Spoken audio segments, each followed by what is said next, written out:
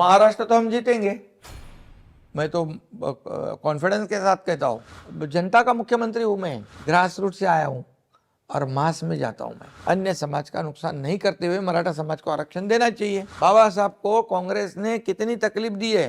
बाबा साहेब अम्बेडकर जी कहते थे ये कांग्रेस से दूर रहो, ये कांग्रेस जलता हुआ घर है। बाला साहब ठाकरे जी के इच्छा नहीं थी राज ठाकरे जाए, बाला साहब के साथ में राज ठाकरे जी काम करते थे, लेकिन जब राज ठाकरे जी को जिम्मेदारी देने का वक्त आ गया तब उद्धव जी की मंशा जागृत हो गई, जैसे अभी मुख्यमंत्री बनने की हुई थी। क्या आपको लगता है कि कुछ ऐसे बयान 2024 में हुए थे जिसकी वजह से एनडीए को नुकसान पहुंचा? वो तो फेक नैरेटिव हुआ, संविधान बदलेंगे, रिजर्वेशन जाएगा। लेकिन बीजेपी के लोग उन्होंने भी तो बयान दिए थे। हाँ, 400 पार के वजह से, नारे के वजह से थोड़े कार्यकर्ता भी रिलैक्स हो गए। उद्धव ठाकरे हो या शरद पवार जी हो, दोनों को एक अनफेयर ट्रीटमेंट करके वो बात करते हैं। पार्टी टूटती क्यों है?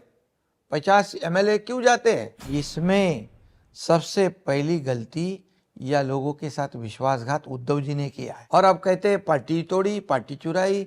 क्या सो रहे थे क्या? जो गए वो चोर, जो गए वो गद्दार। अगर आप इतने निडर थे तो गुवाहाटी तक जाने की क्या जरूरत थी? वो हमारी स्ट्रेटेजी थी। Namaste, Jai Hind. You're watching or listening to another edition of the ANI podcast with Smita Prakash. This episode is being filmed in the city of Mumbai. My guest today is the Chief Minister of Maharashtra, Eknath Shinde, a man who has risen from the ranks in a party which has been governed by a single family right from its inception. Maharashtra is run by a coalition government comprising of the BJP, headed by Devendra Fadnavis, who's the Deputy Chief Minister, the NCP led by Ajit Pawar, also the Deputy Chief Minister, and the Shiv Sena led by Eknath Shinde, the Chief Minister, who's my guest today. In the 2024 polls, out of a total of 48 seats, the Congress party, which had not got a good showing in 2019, got the largest share of 13. The Shiv Sena won 7, and the Shiv Sena of Uddhav Thackeray won 9. The BJP also won 9.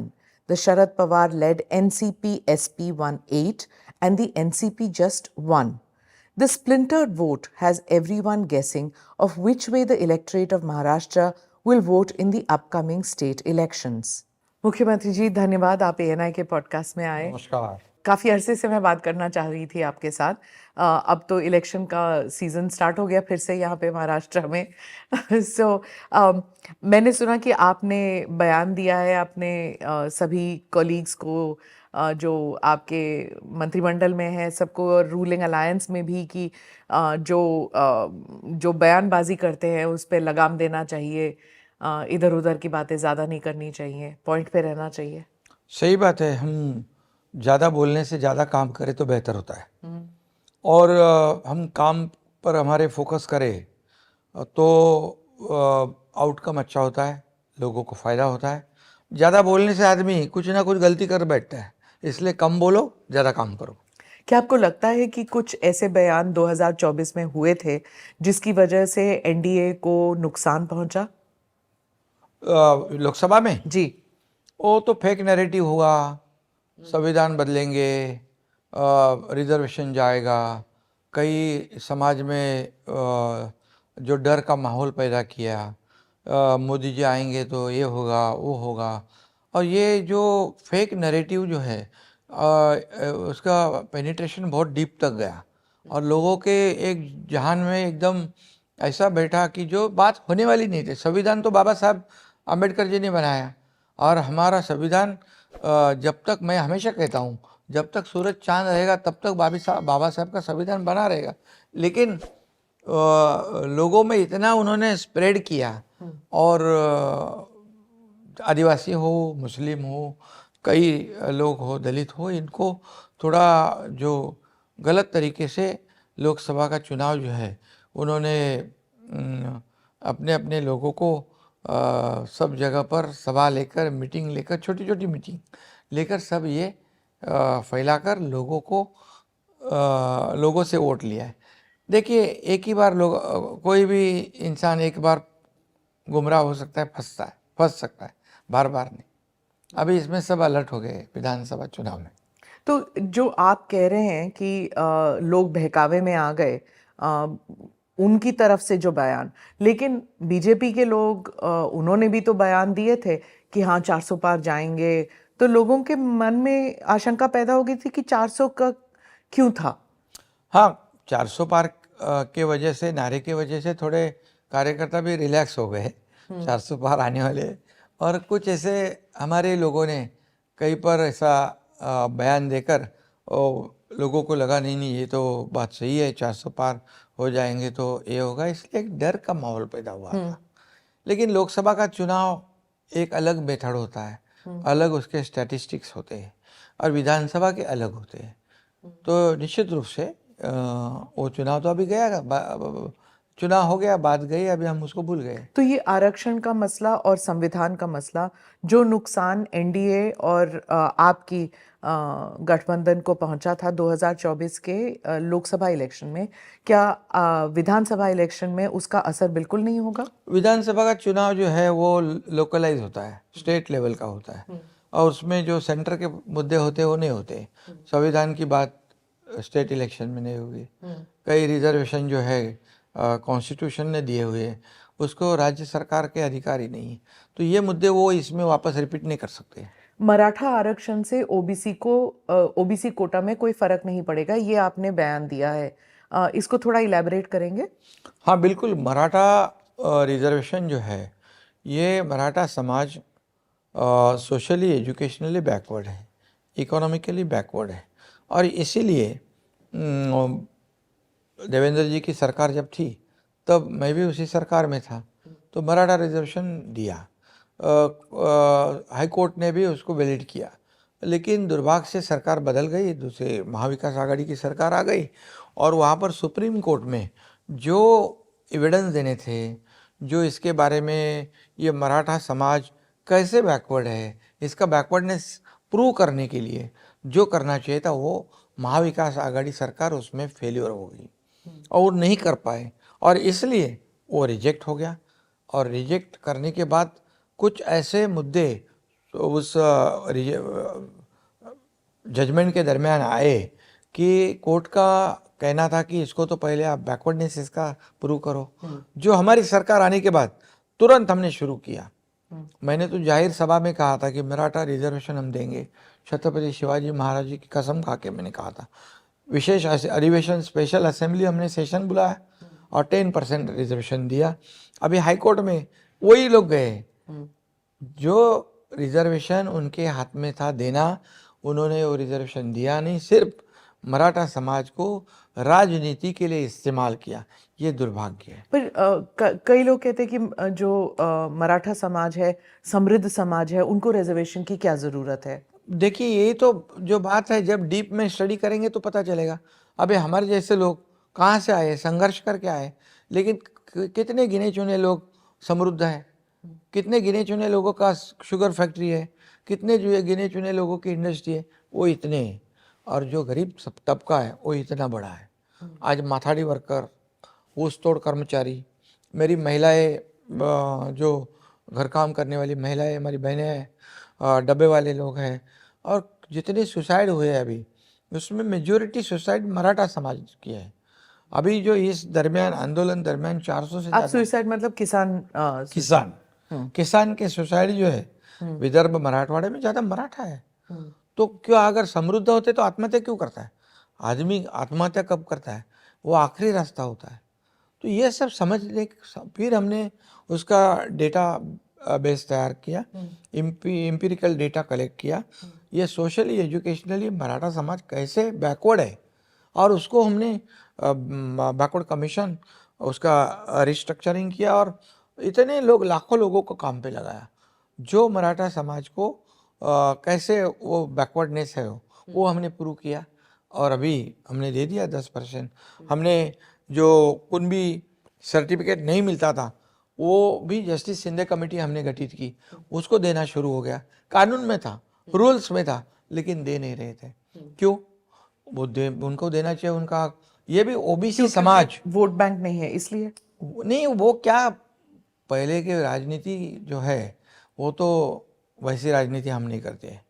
क्या चुनाव के लिए इस्तेमाल करना, उनके वोटों को इस्तेमाल करना, उनको छोड़ देना, ऐसा काम हमारा नहीं है। जो हमारी देखो इलेक्शन आते हैं जाते हैं, सरकारें बदलती है जाती है आती है, लेकिन समाज में जो है आज लड़ाई हो रही है ओबीसी और मराठा में, जो संघर्ष हो रहा है, ये महाराष्ट्र के लिए अच्छा नहीं है। इसलिए मराठा समाज को आरक्षण देते समय मराठा समाज को सुविधा, आज तक जितनी सुविधा नहीं मिली थी हमारी सरकार ने दी हुई है। 5,000 लोगों का सिलेक्शन हुआ था, सुप्रीम कोर्ट ने रिजेक्ट करने के बाद वो 5,000 लोग लटक गए थे, उनको अपॉइंटमेंट देने का काम हमारी सरकार ने किया। और इसीलिए हम यही चाहते हैं कि मराठा समाज को सुविधा देना, ओबीसी समाज का नुकसान नहीं करना, दोनों समाज को फायदा होगा, तो ही लोग महाराष्ट्र में साथ साथ में रहेंगे, आगे बढ़ेंगे। ये हमारी भूमिका है। एक और आपका बयान था, we do not see Uddhav Thackeray as a challenge, और आपने उनको कहा कि don't cry, fight like a man. तो क्या ये कुछ लोग कहते हैं कि ये थोड़ा ओवर कॉन्फिडेंस है कि आप उनको चैलेंज ही नहीं मानते अब? नहीं, क्या है, देखिए अभी तो मैंने तो उनके साथ काम किया है, अभी मुझे पता है सब कुछ, और मैं काम करने वाला हूँ। जब कोविड था तो हम काम करते थे, रास्ते में जब उतरते थे रोड हॉस्पिटल में पीपी किट पहन कर जाते थे। और जो 2.5 साल का मुख्यमंत्री का कार्यकाल होता है उसका आप भी पता कीजिए, घर में बैठकर सरकार नहीं चलाया जाता है, घर में बैठकर राज्य नहीं चलाया जाता है, फेसबुक लाइव से सरकार नहीं चलती है, उसको लोगों के सामने फेस टू फेस जाना पड़ता है, लोगों को सुनना पड़ता है, उनके बीच जाना पड़ता है, किसान का नुकसान हो तो खेती में जाना पड़ता है, जब दुर्घटना हो तो वहाँ पहुँचना पड़ता है। ये सरकार का काम होता है और इसलिए मैं मेरे काम पे फोकस करता हूँ। ये हमारी सरकार जब से आई तब से हमारे को गालियाँ दे रहे, सरकार गिरेगी, आज गिरेगी, 2 महीने में गिरेगी, 6 महीने में गिरेगी। 2 साल हो गए, सरकार ताकत से काम कर रही है। आज डेवलपमेंट के इतने प्रोजेक्ट उन्होंने रुकवाए थे, समृद्धि महामार्ग, वो नागपुर मुंबई, अटल सेतु, जो अभी हम अटल सेतु बनाए, 2 घंटे 1.5 घंटे लगते, 15 मिनट में ट्रैवल टाइम 15 मिनट का हो गया। कोस्टल रोड मुंबई का ट्रैफिक कम हो जाएगी और हम आगे बढ़ा रहे उसको। मेट्रो के काम बनते, मेट्रो शुरू कर दी। कई ऐसे काम जो बंद किए थे उसको हमने शुरू किया। अगर आपने इतने काम किए तो फिर नंबर क्यों नहीं आए इस बार, आपके इतने सीटें क्यों नहीं आई? हाँ, परसेंटेज वाइज अगर आप देखें तो अलग बात है, लेकिन वो कन्वर्ट नहीं हुए सीट में, क्यों? परसेंटेज हमारा ज़्यादा है। अभी टोटल महायुति और उनमें 0.2 का 0.3 का डिफरेंस है, लेकिन इस चुनाव में उबाठा मतलब उद्धव ठाकरे जी और हमारी पार्टी का स्ट्राइक रेट ज़्यादा है उनसे। हम 13 लड़े सामने सामने, 7 हम जीते, 6 वो जीते। वो कोकन बाले किला समझते थे, एक भी सीट उनकी नहीं आई। थाना बाले किला गढ़ समझते थे, थाना हार गए। संभाजी नगर में गढ़ समझते थे, तीसरे नंबर पे उनका कैंडिडेट गया। तो ये जो वोट बेस है जो शिवसेना का, जो बाला साहब ठाकरे जी और आनंद दिघे जी के विचारधारा के वोट है, वो शिफ्ट हो गए उनके। अभी ये जो वोट मिले हैं, ये वोट बैंक कांग्रेस की वोट बैंक है, ये टेम्पररी है। कांग्रेस की वोट बैंक उद्धव भाई ठाकरे को मिला है, कैसे? जैसे एक लोकसभा में 6 विधानसभा होती है, माइनॉरिटीज वोटर ने उनको इकट्ठा वोट कर दिया। जो एक विधानसभा में 40,000 हो गए, 50,000 हो गए, तो 6 विधानसभा में 2.5 से 3 लाख हो गए। तो एक साथ इतने बड़े वोट मिलते हैं तो फिर वो उसका रिजल्ट बदल जाता है, तो ये बार बार नहीं होता है। तो जो माइनॉरिटी वोट है जो कांग्रेस को गया, क्या माइनॉरिटी वोट उद्धव ठाकरे को गया था इस बार? गया ना, तो गया ना, वो अलायंस में थे ना, इसलिए गया। जो माइनॉरिटी वोटर्स जिन्होंने यूबीटी को वोट दिया है, जब वक्फ बिल पार्लियामेंट में आया तो यूबीटी के लोग पार्लियामेंट में थे नहीं, वो डिबेट के दौरान बाहर चले गए। तो माइनॉरिटी लोग कह रहे हैं एक तो हमने आपको वोट दिया, दूसरा आप चले गए बाहर। तो मुझे ये बताइए, तो माइनॉरिटी किसको फिर अब वोट देगा? अभी माइनॉरिटी को भी उनके ऊपर भरोसा नहीं रहा। इतनी लाख कोशिश करने के बावजूद भी मोदी जी तो प्रधानमंत्री बन गए। इन्होंने कहा था कि मोदी जी को हटाएंगे, मोदी जी प्रधानमंत्री नहीं बनने देंगे उनको, मोदी जी भी बन गए। अब यहाँ पर जब मसला आ गया वक्फ बोर्ड का, माइनॉरिटी का, तब ये लोग भाग गए लोकसभा से। तो अभी वो लोग पहले तो हिंदुत्व को छुरा घोंप दिया, अभी इनको घोंप दिया। अभी वो माइनॉरिटी भी बोलती है कि ये तो भैया हमारे काम के नहीं, खाली लेने वाले हैं, अब देने वाले नहीं है। तो वो भी समझदार है, वो अभी विधानसभा में देखिए, मैं अभी तो कुछ नहीं बोलता हूँ, लेकिन इसका असर तो जरूर पड़ेगा। कैसे पड़ेगा? मतलब कांग्रेस को भी पड़ेगा बुरा असर आपके हिसाब से? क्योंकि अभी हम लोग तो कोई भेदभाव नहीं करते। अभी लाडली बहना में हम किसको सबको देते हैं। अब प्राइम मिनिस्टर साहब ने जो 80 करोड़ जनता को मुफ्त में राशन देने का कई योजना है, महाराष्ट्र में लेक लड़की योजना है। हम कोई जात बात धर्म कोई डिफरेंस नहीं रखते। लेकिन वो लोग सिर्फ लेने के लिए, देने का समय आता है तो हाथ ऊपर करते। मैं थोड़ा सा रेयर व्यू मिरर लगाती हूँ आपको। जब एमवीए का रिजीम था तो उस वक्त जब आप सरकार में थे तो किस किस्म का दखलंदाजी होता था चीफ मिनिस्टर के ऑफिस से? क्योंकि बहुत से लोग कहते हैं कि तब से आपका मन उब गया था। सही बात है। मुझे दखलंदाजी का भी, इंटरफेरेंस का भी मुझे इतना कोई दुख नहीं लगता था, क्योंकि वो मुख्यमंत्री थे, उनका अधिकार है।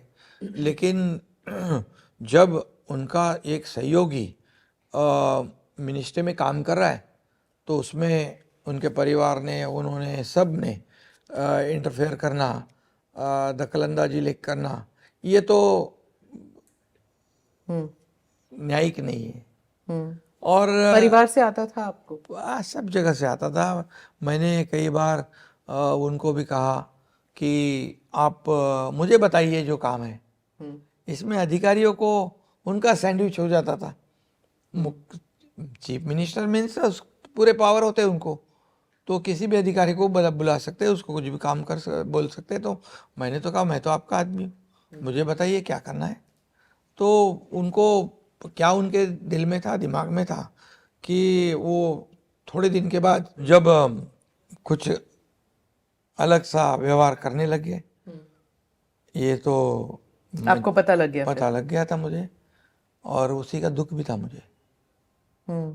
परमवीर सिंह ने कहा, आईपीएस ऑफिसर, उन्होंने कहा कि एमवीए के दौरान ठाकरे साहब जो चीफ मिनिस्टर थे Uddhav, Sharad Pawar and home minister जो अनिल देशमुख थे, वो आपको they wanted to book you and arrest you also, and और देवेंद्र फडणवीस को भी। बट लेकिन देवेंद्र फडणवीस जी जो हैं वो ऑपोजिशन में थे, आप उन्हीं की सरकार में थे और आपको अरेस्ट करने की कोशिश कर रहे थे वो। ये इसी का तो दुख है मुझे, क्योंकि देवेंद्र जी और कई लोगों को अरेस्ट करवाने की तो उन्होंने सोच ली थी, क्योंकि ये तो मेरे सामने बात हुई थी।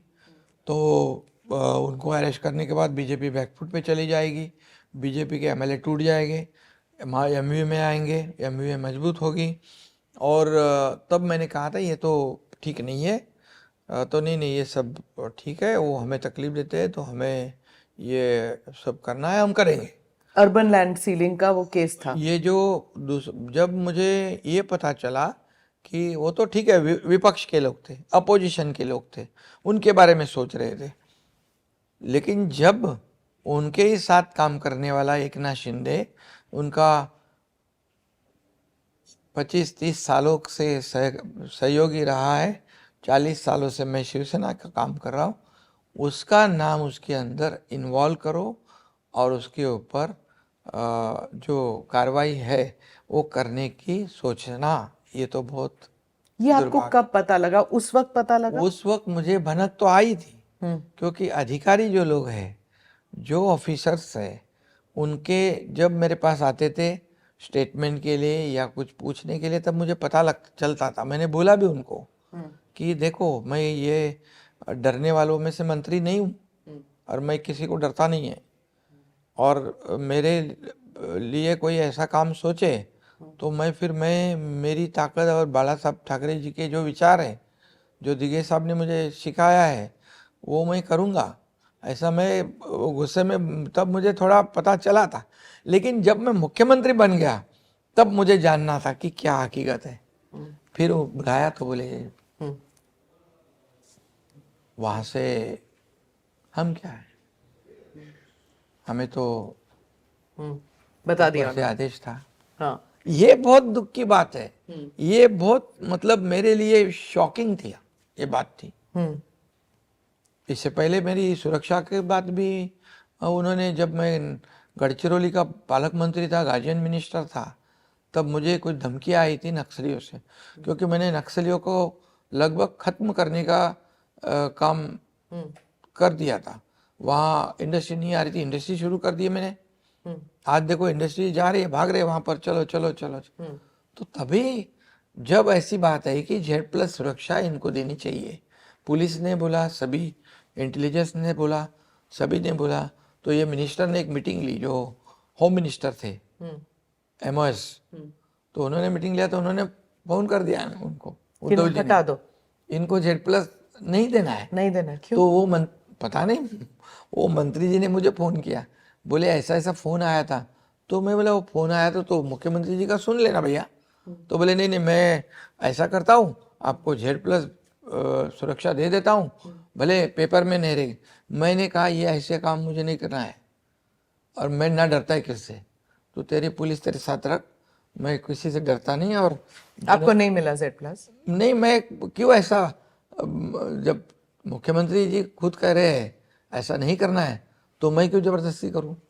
जब इंटरनल डिस्कशंस होती थी सचिन वाजे के एक्सपोजे के बाद, तो उस वक्त अनिल देशमुख को रिजाइन करने के लिए क्यों नहीं कहा गया था करप्शन केस के लिए?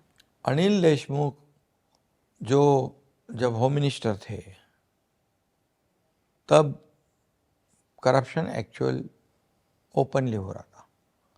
मैंने भी ये बात मुख्यमंत्री जी से कही थी, मैं अजित दादा पवार जी से भी एक बार बात करते करते कही थी बात, 2-4 लोगों से कही थी, इतना ऐसा नहीं होना चाहिए। ये होम डिपार्टमेंट जो है, ये लॉ एंड ऑर्डर सिचुएशन बनाए रखने वाला डिपार्टमेंट है, तो ऐसा ऐसे इस तरह होना नहीं चाहिए, लेकिन हो रहा था, इसलिए उन्होंने उसका भुगतान भी करना पड़ा। तो उस वक्त किसी ने उनको बोला नहीं था कि ये it will come out in the open? कितनी देर तक अधिकारी चुप रहेंगे? बताएंगे तो सही। वो तो महाविकास आघाड़ी का मिनिस्टर था और NCP का मिनिस्टर था, तो उद्धव CM साहब ने बोलना चाहिए था उनको, उनके लीडर को बोलना चाहिए था। क्या सीएम उस वक्त उद्धव ठाकरे जो थे, क्या कभी ऐसे लगा कि वो रिजाइन करने के लिए तैयार हैं, वो हटने के लिए तैयार हैं कि मैं हट जाता हूँ, सरकार बचा लेता हूँ, ये सब नहीं करने दूंगा? कभी लगा आपको कि वो हटने को तैयार थे? उनको तो बहुत सालों से सपना था। मैंने उनको ये भी कहा कि आपको अगर बनना था तो आप मुझे बता दे, तो मैं माहौल बनाता था।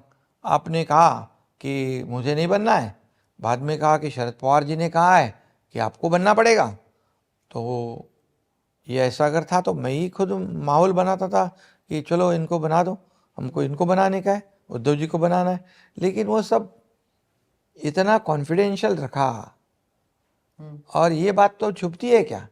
ये बात तो मुझे कई लोगों ने बताई, ये हमारे लोगों ने बताई, अभी उदा वहाँ पर है, मैं नाम नहीं लूँ, अभी नहीं लूँगा।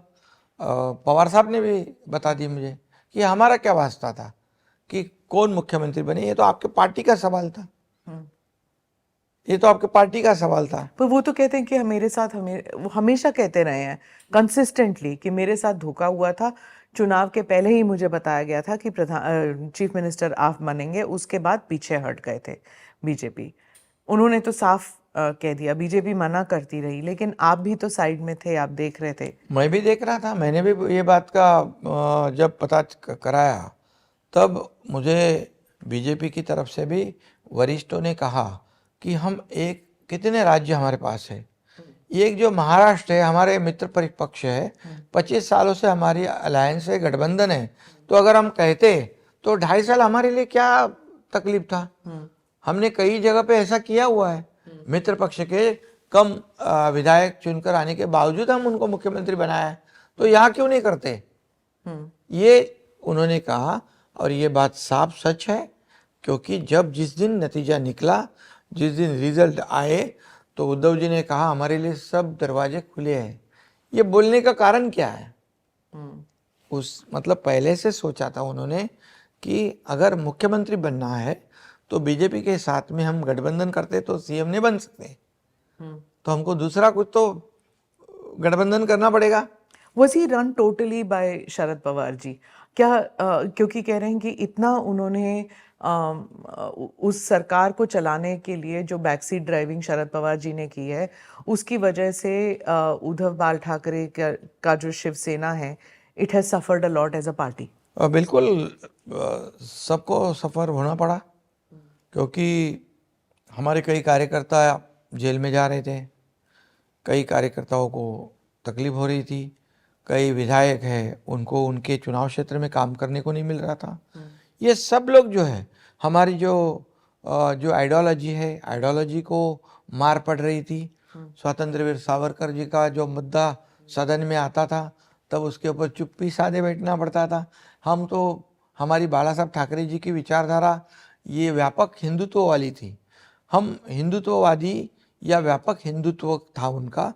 हमारा हिंदुत्व होने के बावजूद हम कभी भी दूसरे धर्म का, दूसरे जाति का द्वेष नहीं किया, दूसरे जाति को अपमानित नहीं किया। लेकिन हमारी जो विचारधारा है, ये विचारधारा को वहाँ पर तोड़ मरोड़ डालने की कोशिश और काम हो रहा था। इसलिए हमारे विधायक भी चिंतित थे, क्या है फ्यूचर, कैसे जाएंगे लोगों के सामने, काम भी नहीं हो रहा है, विचारधारा भी टूट रही, और कैसे करेंगे। शरद पवार जी से तो आजकल आप भी बहुत मिलते हैं। शरद पवार जी ने खुद उनके किताब में लिखा है उद्धव जी के बारे में,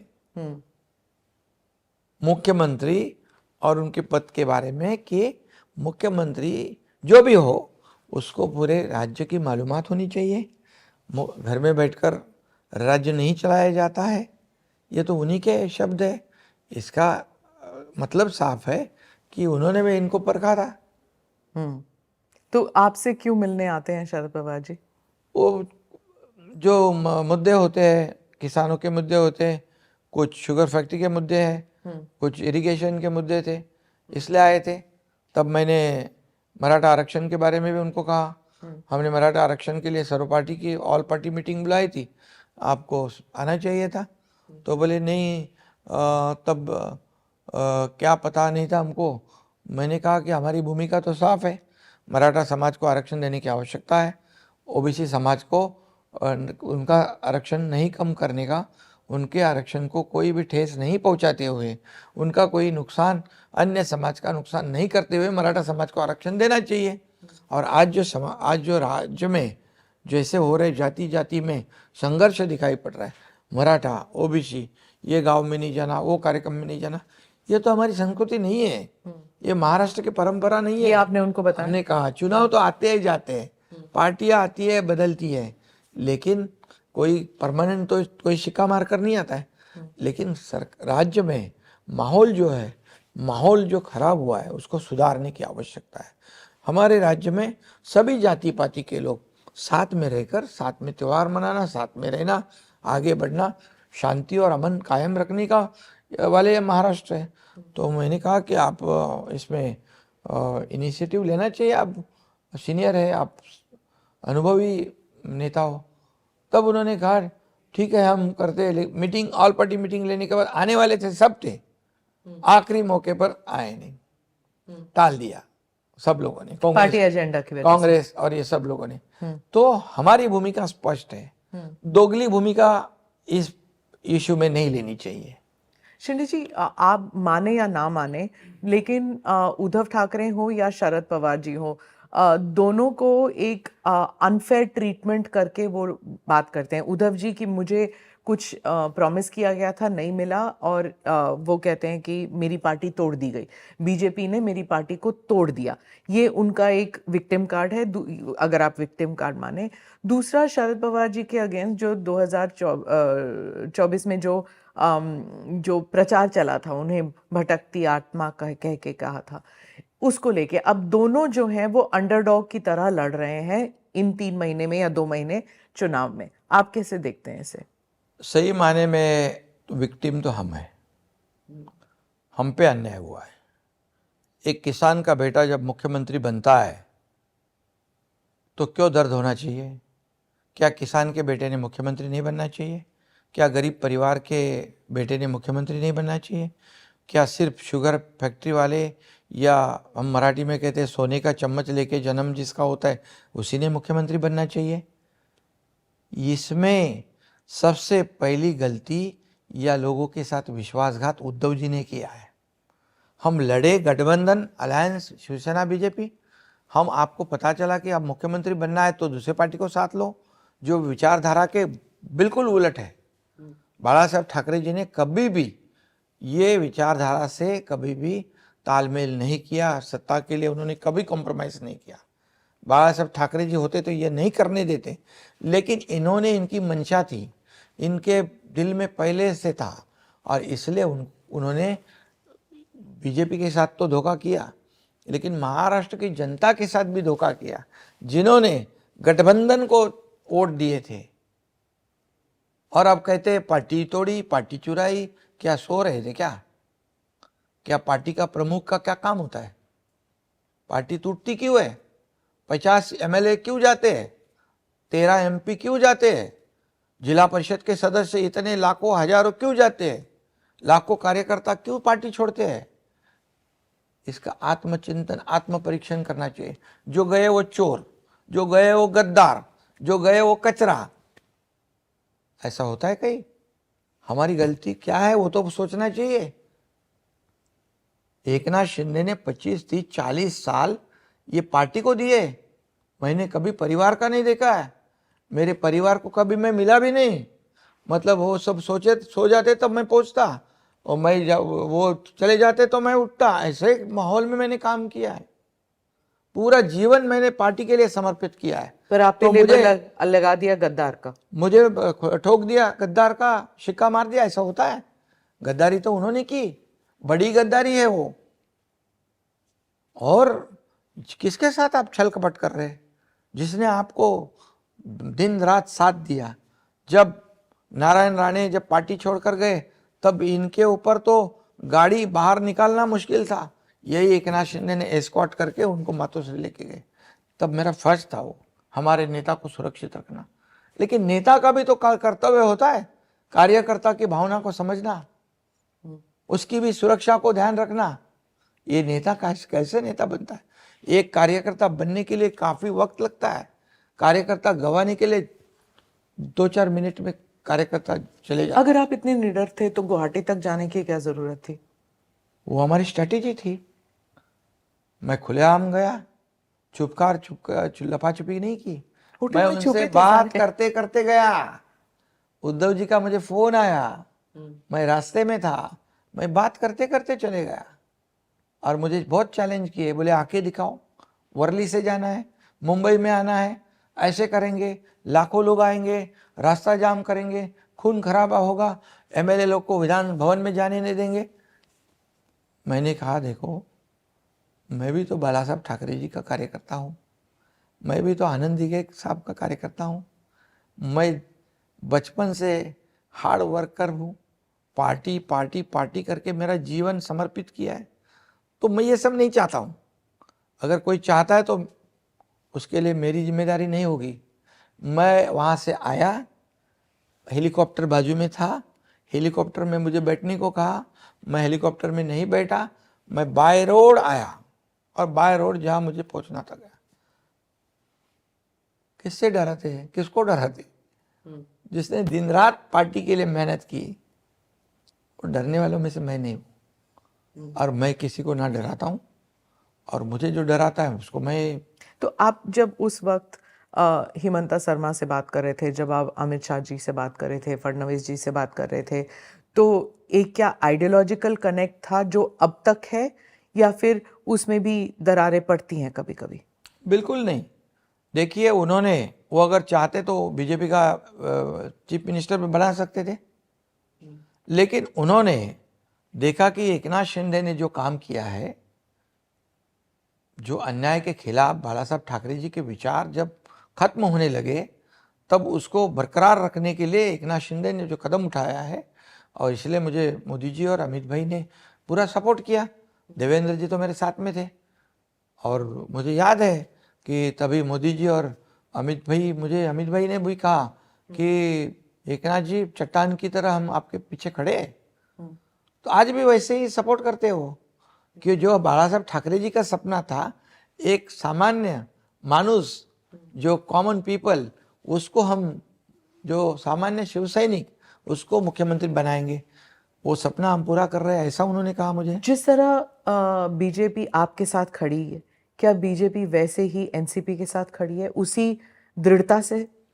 देखिए, इसमें खुद देवेंद्र जी ने भी स्टेटमेंट दिया है, कुछ इमोशनल होता है, कोई आइडियोलॉजिकल अलायंस होता है, एक नेचुरल अलायंस नेचुरल आपके अलायंस साथ होता है, कोई पॉलिटिकल अलायंस होता है। तो अलायंस में अभी आ गए हमारे साथ में, हम काम कर रहे हैं एज अ टीम। और श्रीनिधि जी, आपके ही लोग जो हैं वो कहते हैं ये अननेचुरल अलायंस है। कभी कभी सरकार बनाने के लिए अलायंस करना पड़ता है, लेकिन जब आप वोटर के पास जाते हैं ऑथेंटिक नहीं लगता है।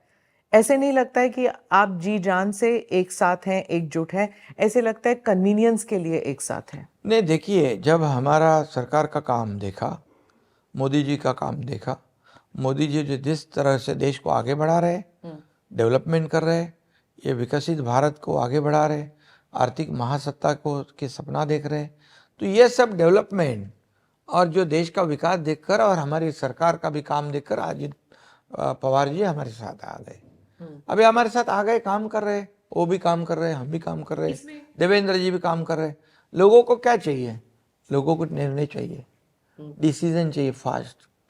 तो हम वो फास्ट डिसीजन करने वाले लोग हैं, इसलिए एक तरफ डेवलपमेंट जो रोक दिया था, हमने उसको शुरू किया, दूसरी तरफ कल्याणकारी योजना जो हमने अभी शुरू की है।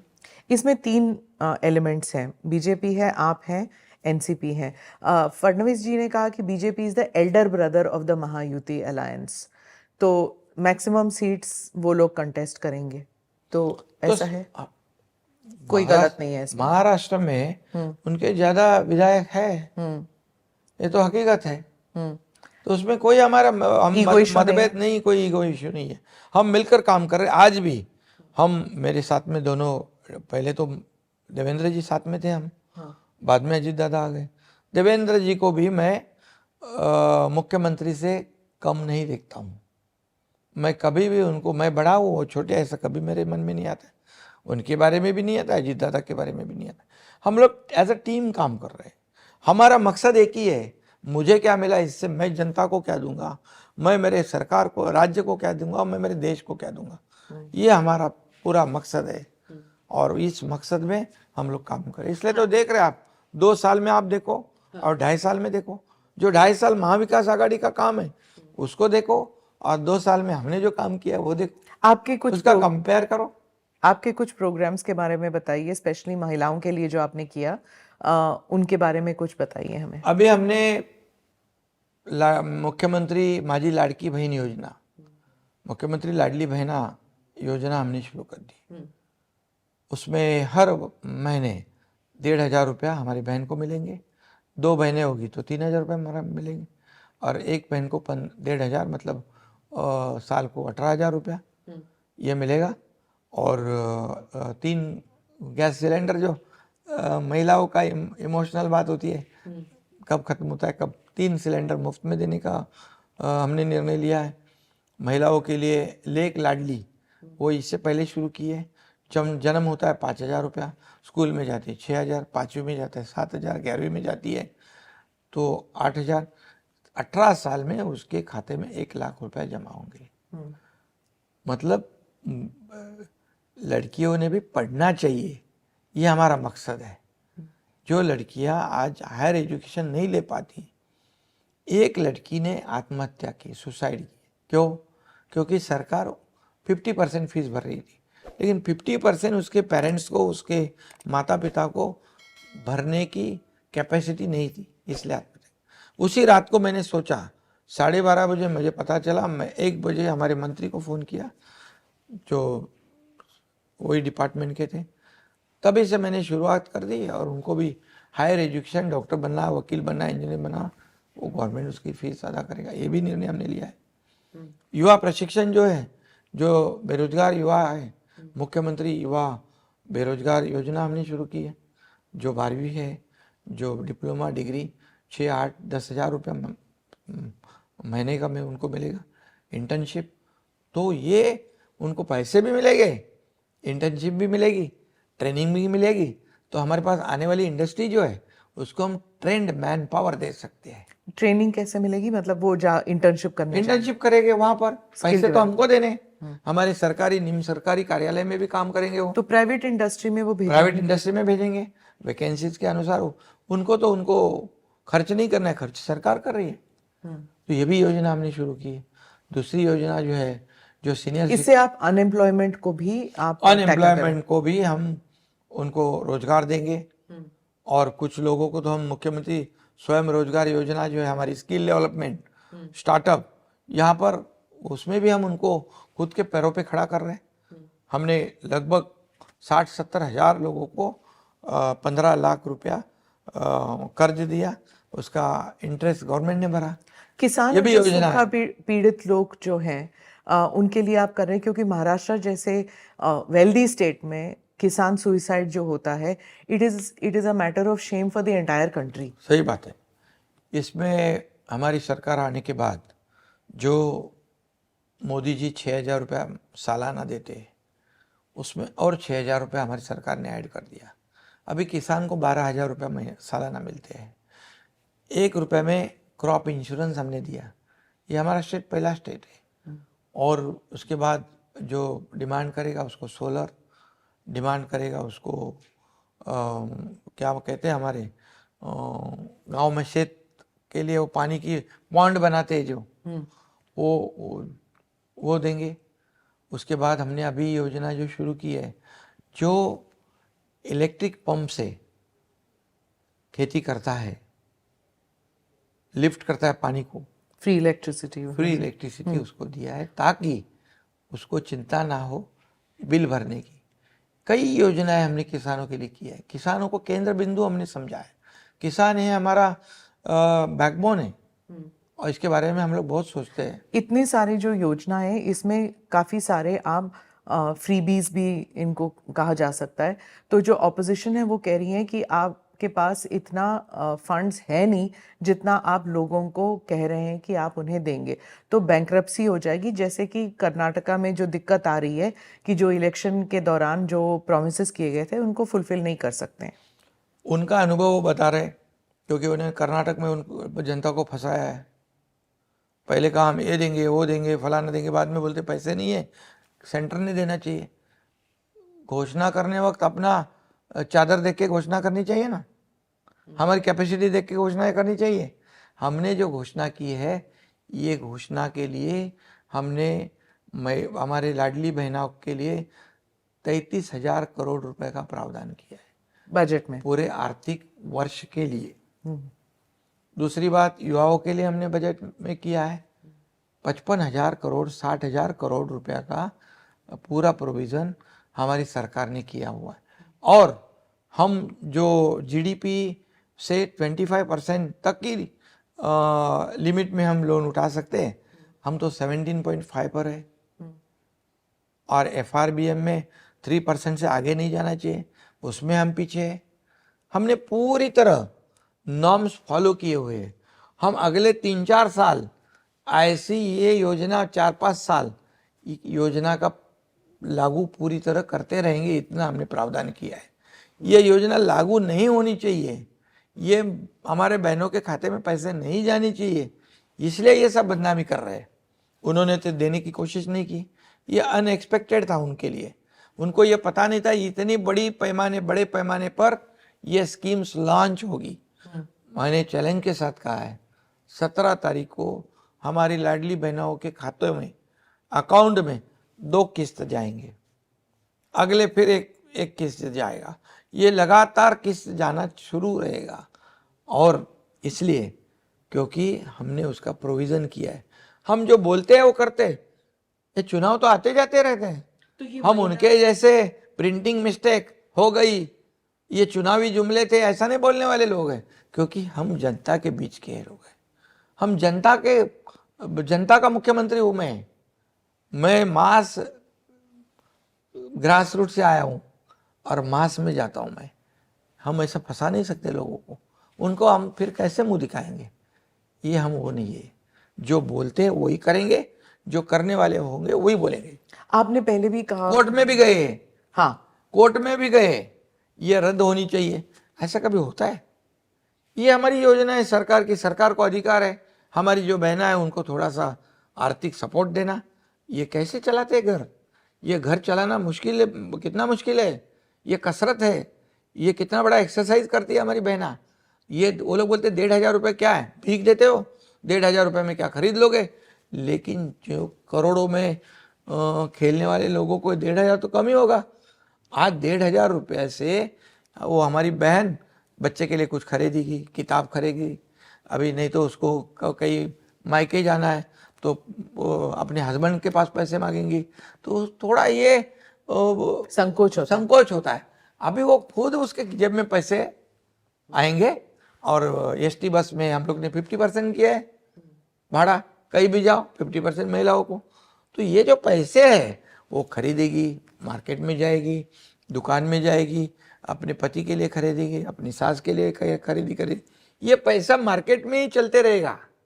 ये अर्थव्यवस्था में ये पैसे कहीं बाहर नहीं जाने वाले, इससे अर्थव्यवस्था मजबूत होगी।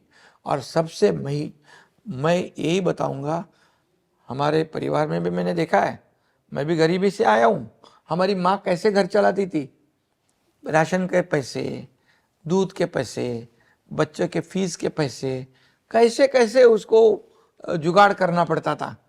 अभी ये पैसे जो मिलेंगे वो 1,500 रुपया हमारी बहनों के लिए बहुत ही मददगार साबित होगा, क्योंकि ये पैसे रोटेशन में चलेंगे, इससे अर्थव्यवस्था बढ़ेगी। अर्थव्यवस्था ये कुछ बहनें हमारी छोटा मोटा उद्योग कर लेगी 2-4 महीने के पैसे जमा करके, ये बहुत कुछ हो सकता है।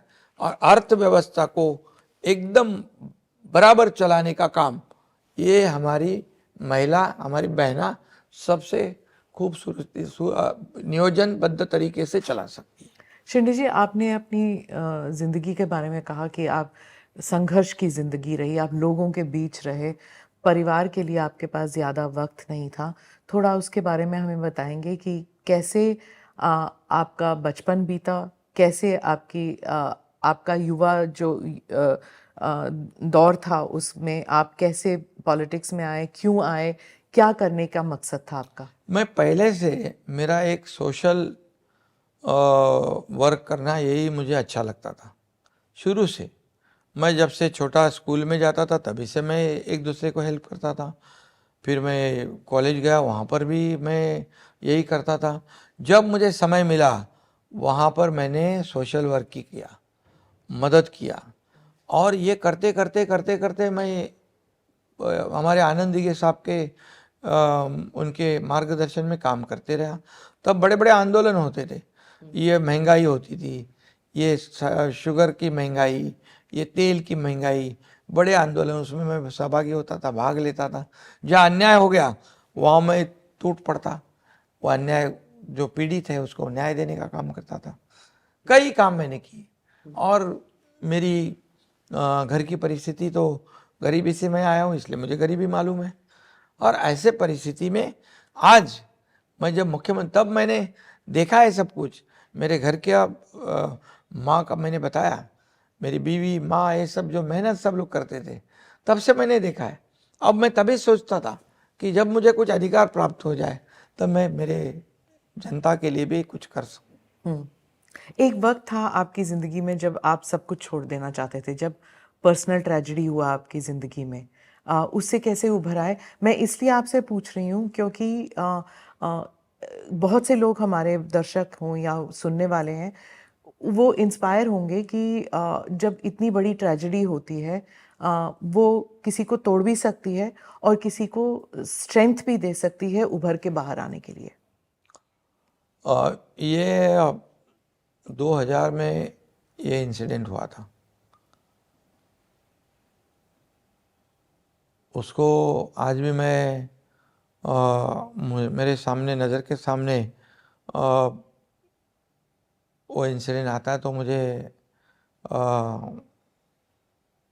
खुद को संभालना बहुत मुश्किल होता है। और उस वक्त मेरे 2 बच्चे, जो हम गांव जाते थे हर साल, और हमारा गांव के गांव में ही कोयना का बैक वाटर है, कोयना रिवर का डैम का। तो हर साल वो मोटर बाइक से वाटर स्पोर्ट्स में खेलते थे और देखते देखते वो बिछड़ गए मेरे से, और तब मैं पूरा कोलैप्स हो गया। मेरी बीवी श्रीकांत अभी 12-13 साल का था और मेरे लिए बचा ही नहीं था कुछ। फिर मुझे परिवार को ही एक सहारा और सपोर्ट देना मेरा फर्ज था। फिर मैं कोई काम सोच लिया कि मैं कुछ काम नहीं कर पाऊंगा, क्योंकि इतना बड़ा आघात, इतना बड़ा नुकसान मेरा हुआ था। तो उस वक्त आनंद दिगे साहब जो मेरे गुरु थे, क्योंकि उस वक्त मेरी ज़रूरत ये दोनों की थी, मेरे बीवी को और श्रीकांत को। लेकिन आनंद दिगे जब मेरे पास, दिगे साहब बार बार आते थे, मुझे बोलते थे अभी तो बाहर निकलना चाहिए। मैं बोला नहीं, इससे बाहर निकलना मुश्किल है। मैं अभी मेरे परिवार को ही जो भी मदद करनी है उनके साथ मैं रहता हूँ। तो उन्होंने मुझे बार बार ये करने के बाद ने मुझे एक दिन कहा कि तेरा परिवार अब इतना छोटा नहीं है, तेरा परिवार बहुत बड़ा है, तो अभी समाज के लिए तुझे जीना है, समाज के लिए कुछ करना है। तो मैं बोला कैसे मैं करूँगा, मुझे मालूम नहीं, लेकिन उनकी प्रेरणा और उनकी ऊर्जा जो मुझे मिली, वो नहीं थे तो मैं आज यहाँ नहीं रहता। ये फैक्ट है। और उन्होंने मुझे कुछ जिम्मेदारी दी, और वो जिम्मेदारी देने के बाद मैंने पीछे मुड़ के कभी नहीं देखा। जो भी है काम करते गया पार्टी के लिए। मुझे कुछ मिलेगा ये उम्मीद मैंने कभी नहीं रखी। तब जाके। और आपकी पत्नी और आपका बेटा उस वक्त? अभी वो तो उनकी तो हालत क्या थी, मैं तो बाहर, मेरा जो दिगे साहब ने जिम्मेदारी दी तो मेरा वक्त निकल जाता था, और घर आता तो वो हादसे से बाहर आना। पूजा पाठ किया कैसे? स्पिरिचुअलिटी क्या होता है? किससे वो स्ट्रेंथ कहाँ से आ जाता है? अभी आनंदी के साहब तो पीछे खड़े रहे, उनकी प्रेरणा तो मिली। हमारे घर के लोग भी हमारे सत्संग में जाते थे, मेरी बीवी जाती थी। क्या है उसमें, ये इतना बड़ा कष्ट सहन करना मुश्किल है, लेकिन उसमें से हम बाहर आ गए। अभी वो लोग को भी मैंने कहा कि हम अभी हमारा जो परिवार है, हम थोड़ा उसको बड़ा परिवार करते, सब लोगों का दुख है वो हमारा समझते हैं हम, और काम करते। आप बाला साहब से मिले थे उस वक्त? हाँ, मिला था। उन्होंने आपको कुछ कहा? आनंद दिगे साहब ने मुझे उनको मिलाया था। जब मुझे, उनसे पहले भी मिला मैं, लेकिन जब मुझे जिम्मेदारी देनी थी तब विशेष रूप से उन्होंने मुझे बड़े साहब से मिलाया। बड़े साहब भी मेरे ऊपर बहुत प्यार करते थे। उनका आशीर्वाद था आपके? उनका आशीर्वाद था। वो भी बहुत मेरे काम से खुश थे। मुझे कोई भी काम देते तो उनको मालूम था कि ये काम, ये जिम्मेदारी एकनाथ शिंदे बखूबी निभाएगा, इतना विश्वास था उनको। आपको जब आप पार्टी से हटे उस वक्त, जब आपके साथ लोग गए, कभी आपको लगता था कि आप पार्टी तोड़ने का काम कर रहे हैं? कभी आपको ऐसे लगता था, जैसे लोग जब कह रहे थे ये दगाबाज है, ये पार्टी तोड़ रहा है, आप पे इल्ज़ाम लगता था, कभी वेवर किया कि हाँ क्या मैं सही कर रहा हूँ या गलत कर रहा हूँ? बहुत बड़ा कदम था उस वक्त, आपको थोड़ा सा लगा कभी? क्योंकि परिस्थिति ऐसी निर्माण हो गई, हम अगर यही रहते इनके साथ तो पार्टी टूट जाती, पार्टी खत्म हो जाती, धनुष्यबाण चिन्ह भी खत्म हो जाता। क्योंकि पार्टी के वर्कर नहीं रहेंगे तो पार्टी कैसे रहेगी? अगर पार्टी का मुखिया, उसका जिम्मेदारी होता है कि हमारे सब लोगों को जोड़ के रखना, हमारी पार्टी को आगे बढ़ाना, हमारी पॉलिसीज ऐसी होनी चाहिए कि पार्टी को आगे बढ़ाते समय पार्टी का फायदा लोगों को होना। अगर हम पार्टी के प्रमुख हैं तो हम हमारा खुद का परिवार का स्वार्थ देखें और पार्टी का स्वार्थ नहीं देखें, पार्टी का फायदा नहीं देखें, तो पार्टी बड़ी नहीं होती है। पार्टी का कार्यकर्ता ही पार्टी को बड़ा करता है। तो जब संकट में कोई कार्यकर्ता होता है तो उसके पीछे खड़ा रहना ये पार्टी के मुखिया का काम होता है। तो हमने देखा कि ये पार्टी कोई और चला रहे, बैठे कोई है और है, तो ऐसे ही रहेंगे।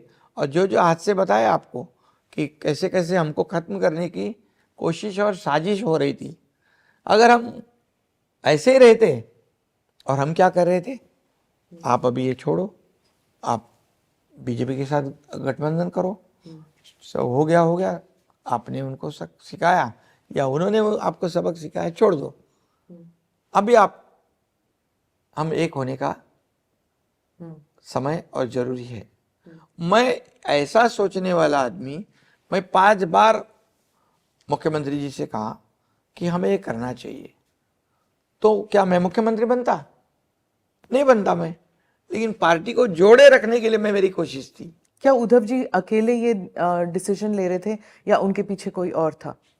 वो तो सबको पता है कि वो परिवार के साथ मिलकर ही डिसीजन लेते थे, लेकिन एक डिसीजन उन्होंने अगर ये लेता, पार्टी तो बचती।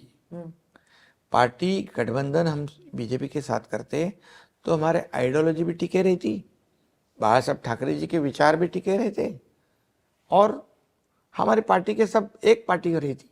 अगर एक पार्टी के अंदर पार्टी का मुखिया अगर गलत डिसीजन लेता है तो क्या पार्टी के सब लोगों ने वो गलत डिसीजन उनका फॉलो करना चाहिए? क्या उसको गलती को कैरी फॉरवर्ड करना चाहिए? ऐसा तो कोई लोकशाही में नहीं होता है। डेमोक्रेसी में मेजॉरिटी को इंपॉर्टेंस रहता है, महत्व रहता है। तो जब हमारे साथ 40, 10, 50 एमएलए की सोच एक है और 10-12 आदमी लोग की सोच एक है, तो फिर लोकशाही में क्या होता है?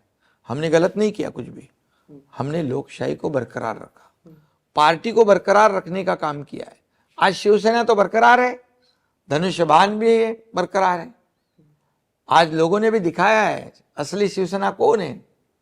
हम 13 जगह पर आमने सामने लड़े, हम उसमें से 7 जीत गए, वो 6 जीत गए, तो दिखा दिया। मैंने अभी कहा ना, उसमें मैंने पहले कहा कि गढ़ जो है वो तो शिंदे जी, मुझे हिंदुत्व का डेफिनेशन शिवसेना के माध्यम से बताइए कि what is the definition of Hindutva, और क्या भारत के लिए is it negative, is it a positive force?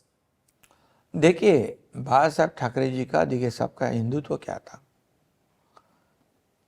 Hindutva एक विचारधारा है, हिंदुत्व एक व्यापक विचार है, और इसमें हिंदुत्व आगे बढ़ाना, इसका मकसद या मतलब अन्य जो धर्म है, जात है, उसका अनादर करना, ऐसा नहीं होता है। ये हमारा हिंदुत्व नहीं है। जो देश को प्रेम करता है, जो देश के गुणगान गाता है, जो पाकिस्तान हारने के बाद यहाँ पटाखा फोड़ता है, वो हमारा नहीं है। वो कोई भी जात का हो, हिंदू हो, मुसलमान हो, क्रिश्चियन हो, कोई भी हो, हमारे देश का नमक खाता है, इस मिट्टी में रहता है, इस मिट्टी का नमक खाता है, वो हमारा है। ये हमारा हिंदुत्व है, और इसमें बाला साहब की विचारधारा भी हम चल रहे हैं। हम सिर्फ वोट की राजनीति नहीं करना चाहते। आज क्या चल रहा है, ये सब सत्ता पाने के लिए। हमारी पार्टी वैसी नहीं है। हमारी पार्टी की विचारधारा बाला साहब ठाकरे जी की विचारधारा को आगे बढ़ाना है, और उन्होंने हमारी पार्टी में, बाला साहब ठाकरे जी के जमाने में मिनिस्ट्री में तो साबिर शेख थे, हमारे सरकार में अब्दुल सत्तार है। तो हम जात पात धर्म के खिलाफ नहीं, लेकिन देश के खिलाफ जो काम करेगा, देश के खिलाफ जो खिलवाड़ करेगा, उसके खिलाफ हमें। आप हिंदू राष्ट्र में विश्वास रखते हैं? हिंदू राष्ट्र मीन्स क्या है? डेवलपमेंट है, विचारधारा है, नहीं, कि संविधान के हिसाब से भारत एक हिंदू राष्ट्र बन जाए। ऑपोजिशन कहती है कि बीजेपी और उसके एलाइज जो हैं वही चाहते हैं कि संविधान बदलकर भारत को एक हिंदू राष्ट्र बना दिया। ये गलत है उनका। संविधान बदलना क्या मुमकिन है? डॉक्टर बाबा साहेब आम्बेडकर जी ने संविधान जो बनाया, पूरी दुनिया में से सर्वोत्तम संविधान हमारा है, और उनके संविधान पे देश चलता है, हमारा सरकार चलता है। और संविधान के वजह से ही मोदी जैसे एक सामान्य परिवार का इंसान, एक व्यक्ति देश का प्रधानमंत्री बन गया, और यहाँ पर एक सामान्य किसान का बेटा मुख्यमंत्री बन गया। तो ये संविधान कौन बदल सकता है? और अगर ये फेक नैरेटिव है सब, ये बिल्कुल झूठा है। ये बाबा साहेब को आज संविधान बदलने वाले लोग बोलते हैं संविधान बदलेगा जो बाबा साहब ने लिखा है। इन्होंने बाबा साहब को 2 बार हराया है चुनाव में। बाबा साहब को कांग्रेस ने कितनी तकलीफ दी है। बाबा साहेब आम्बेडकर जी कहते थे ये कांग्रेस से दूर रहो, है कांग्रेस जलता हुआ घर है। ये स्टेटमेंट हमारे नहीं है, परम पूज्य डॉक्टर बाबा साहेब आम्बेडकर जी के। संविधान दिन मनाना किसने शुरू किया? इतने 50-60 सालों में कांग्रेस को कभी सूझा नहीं, मोदी जी ने शुरू किया। तो कैसे संविधान बदलेंगे? ये वोट को बटोरने के लिए ये सब उन्होंने किया। लेकिन ज्यादातर हिंदुस्तानी जो हैं ये मान गए थे कि बीजेपी जो है वो हिंदू राष्ट्र लाने की कोशिश कर रही है। इसीलिए जो डर का माहौल था, इसी की वजह से जो माइनॉरिटीज हैं उन्होंने वोट दिया है, कांग्रेस को वोट दिया है, जो भी बीजेपी को हरा सकता है। और ये हिंदू राष्ट्र की जो बात है वो सिर्फ हमारे देश में नहीं, बाकी की फॉरेन मीडिया जो है वो भी लिख रही है कि अगर बीजेपी ये 3 राज्य में जो इलेक्शंस होने वाले हैं, अगर यहाँ पर जीत जाती है तो एनडीए सरकार और मजबूत हो जाएगी और हिंदू राष्ट्र is a reality, it can happen. ऐसा मोदी जी ने कहा क्या? मोदी जी को हराना, सब लोगों ने हराने के लिए इंडिया अलायंस बनाया। क्या हरा पाए मोदी जी को? ठीक है, सीटें तो कम ज़्यादा होती है, लेकिन मोदी जी प्रधानमंत्री बनना चाहिए, इतने नंबर्स उनको मिलने चाहिए। ये तो देश की जनता ने दिए, तो इसका मतलब देश की जनता उनके खिलाफ है क्या? उनके बाजू से है। और कांग्रेस के 3 बार 14, 2014, 2019, 2024 100 तक नहीं पहुंच पाए। काय के पेड़े बांट रहे? मोदी जी जीतने की खुशी में, मोदी जी तीसरी बार प्रधानमंत्री बनने की खुशी में पेड़े बांट रहे हैं क्या? 3 बार हारने का हैट्रिक करने के लिए पेड़े बांट रहे? समझ में नहीं आता कुछ, ये क्या है? इसलिए ये सब झूठ है। ये कितने फेक नैरेटिव फैलाकर इन्होंने ये किया है। फिर भी इतने सब लोग इकट्ठा आने के बाद भी मोदी जी को नहीं हरा पाए, क्योंकि इस देश को मोदी जी की जरूरत है।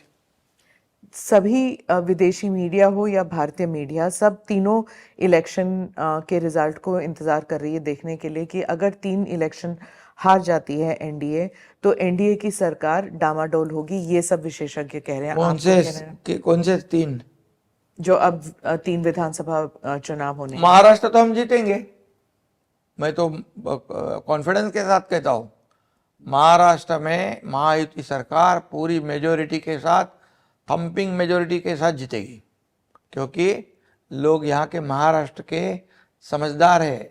2.5 साल क्या किया है, 2 साल में हमने क्या किया है, और विकास और कल्याणकारी योजना क्या है, ये कौन लाया है। आज लाडली बहना का आज देखे कितने गांव गांव में, शहर शहर में सभी हमारे बहना इतना उत्साह दिखाई पड़ रहा है।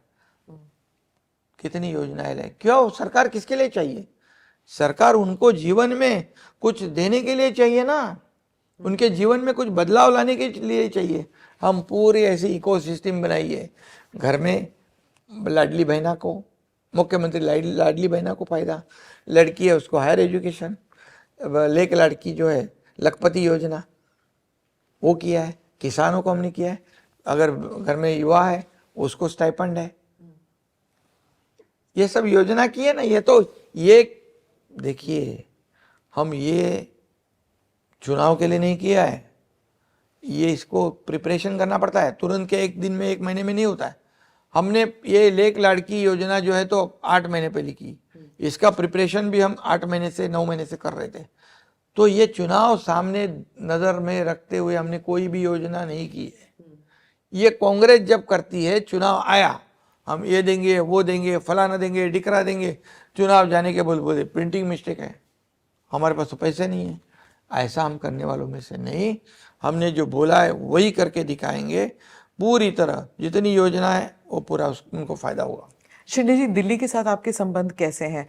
कहा जाता है कि सभी चीफ मिनिस्टर्स चाहते हैं कि जैसे चंद्रबाबू नायडू और जैसे नीतीश कुमार को स्पेशल पैकेज मिलता है, सभी चीफ मिनिस्टर्स चाहते हैं कि हमें भी मिले।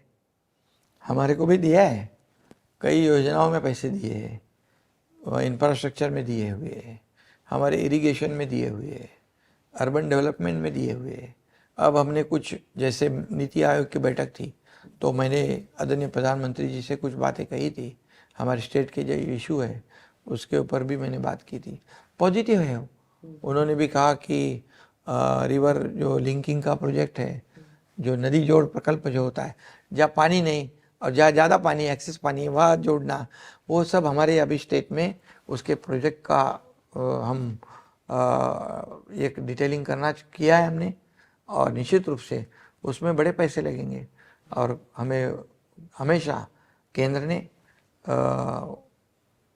सरकार ने हमेशा मदद की है, निश्चित रूप से वो मदद करेंगे, क्योंकि हम पहले भी कहा है कि राज्य में सरकार और केंद्र में एक विचारधारा वाली सरकार होती है तो काम होते हैं, उससे फायदा लोगों को होता है, राज्य को होता है। इसलिए हम जाते हैं दिल्ली में, उनसे मांगते हैं ये हमारे लिए चाहिए, और दिक्कत ये नहीं डबल, होती। हाँ नहीं दिक्कत होती, हमारा एक भी प्रस्ताव वो काटते नहीं, अच्छा, कटौती नहीं करते। एक सवाल मुझे हमेशा पूछना था कि मैं राज ठाकरे जी को लेकर काफी कंफ्यूज रहती हूँ।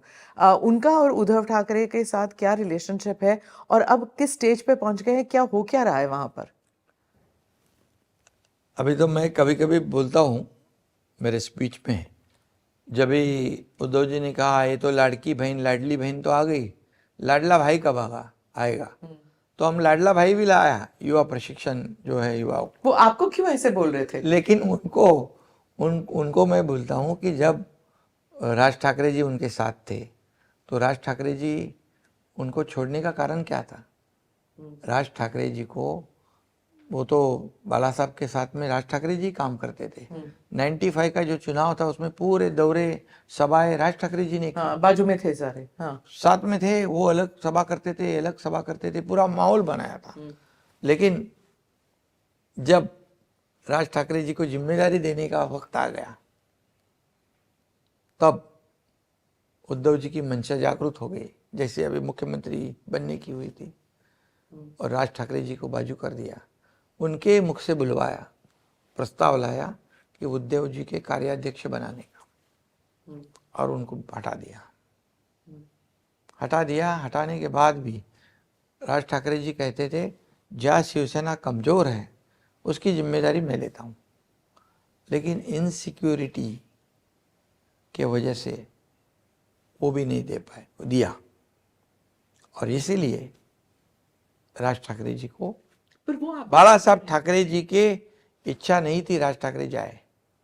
हाँ, पर वो आपके साथ क्यों नहीं है? आपके कोalition में क्यों नहीं आते वो? साथ में है ना मेरे। नहीं, पर इस इलेक्शन में तो नहीं लड़ रहे आपके साथ? नहीं, अभी पिछले लोकसभा में तो हमारे स्टेज पे आए थे ना। हाँ, पर अभी स्टेट इलेक्शन में साथ नहीं लड़ेंगे। हमारे खिलाफ भी किधर है? अभी तो समय बाकी है ना। ठीक है, आगे देखते हैं क्या होता है। आगे देखते हैं, लेकिन ये मतलब डिजर्व वो थे उस वक्त, काम करने वाले थे। मैंने जब अजीत पवार जी का इंटरव्यू किया तो वो कहते कि परिवार अलग है और पार्टी अलग है, लेकिन मुझे तो नहीं लगता कि इस देश में कोई भी पार्टी ऐसे है जहाँ पे परिवार को पार्टी से अलग किया जा सकता है, चाहे एनसीपी में हो चाहे शिवसेना में हो। नहीं कर सकते हैं। एक नहीं, क्या परिवार है, का डायनामिक्स और पार्टी का डायनामिक्स इंटरलिंक्ड है। कैसा है, मुखिया ने, पार्टी के प्रमुख ने परिवार के फायदे से ज़्यादा पार्टी के हित को देखना चाहिए, पार्टी कैसी बड़ी हो जाए इसको देखना चाहिए। जैसे अभी आपने पूछा है, इसके लिए बताता हूँ। मेरा बेटा डॉक्टर श्रीकांत शिंदे तीसरी बार एमपी बन गया, और एक मिनिस्ट्री हमें मिल रही थी, लेकिन हमारे 6 एमपीज बोल रहे थे कि श्रीकांत को मिनिस्टर बनाओ, लेकिन श्रीकांत ने खुद कहा कि मैं पार्टी का काम करूंगा, हमारे में जो सीनियर है उसको दे दो। तो अगर मेरी जगह पे दूसरा होता तो क्या करता था? पहले अपने परिवार के इसको बिठाता, लेकिन हमने पार्टी के सीनियर एमपी को मिनिस्टर बनाया। ये ऐसा हम करते हैं जब, तभी पार्टी का विश्वास होता है, पार्टी कार्यकर्ता का विश्वास होता है, लोक प्रतिनिधि का विश्वास लेकिन होता है। आपके इस अलायंस में ही एनसीपी है और सुनेत्रा जी इलेक्शन हारी लेकिन राज्यसभा में भेज दिया, तो परिवारवाद तो दिख रहा है ना। नहीं, देखिए, उनकी सोच अलग है, उनकी विचारधारा भी अलग है, हर एक की सोच अलग अलग है।